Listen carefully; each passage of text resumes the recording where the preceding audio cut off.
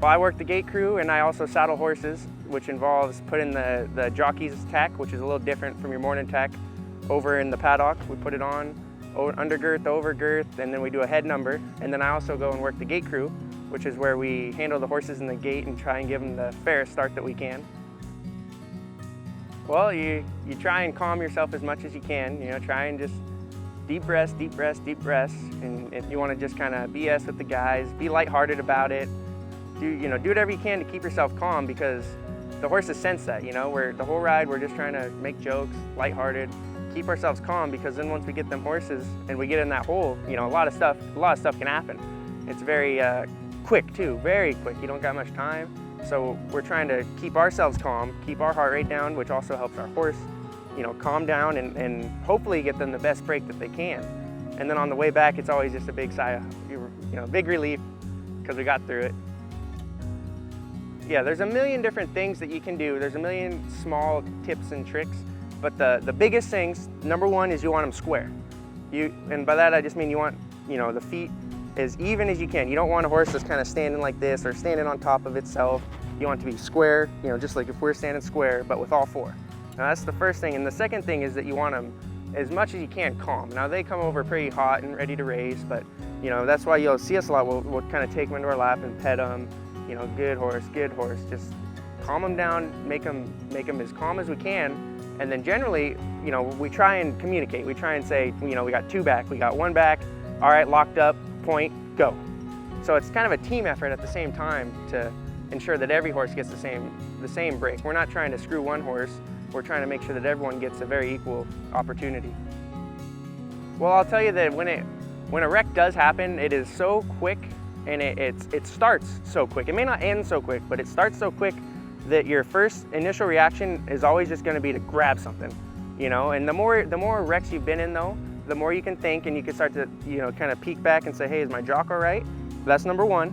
We want to get the jock out. You may be getting beat up meanwhile, but you want to get your jock out. Number one. Number two, you want to, if you can, bring your horse back to you and get them under control. Almost impossible a lot of the time, they kind of, we call it exploding when one gets in there and explodes. But our biggest thing is that, until the wreck is completely done, we are there. We're the last one to leave that gate. We are supposed to ensure the jock's safety, the horse's safety, and then our safety. And that may involve taking some paws, that may involve getting beat up, it may involve even worse. But we have a pretty good pride in what we do.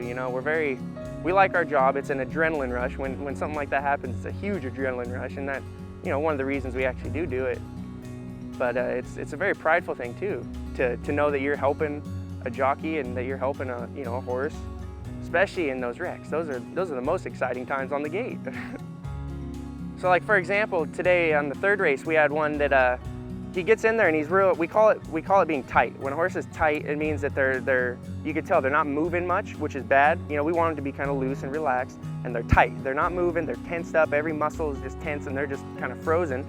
And so we had one that was real tight, and then he blew. He went back pretty hard, and I was actually in the outside right next to him. I look over, I go to offer a hand, but our header, Nate, gets him under control. Our jock's climbing back in the gate, almost got his irons, he's about ready, about tied on, and then he goes again. And so that time I had to reach over again, and you just do what you can. You don't know what's going on, you just do it. And so you reach over, you grab whatever you can. I ended up getting a little bit of rain, bring them over to you, try and let everyone get settled, get your footing back, because we're only standing on something that's maybe this wide. So you got to get, everyone gets their footing back. We got the horse under control.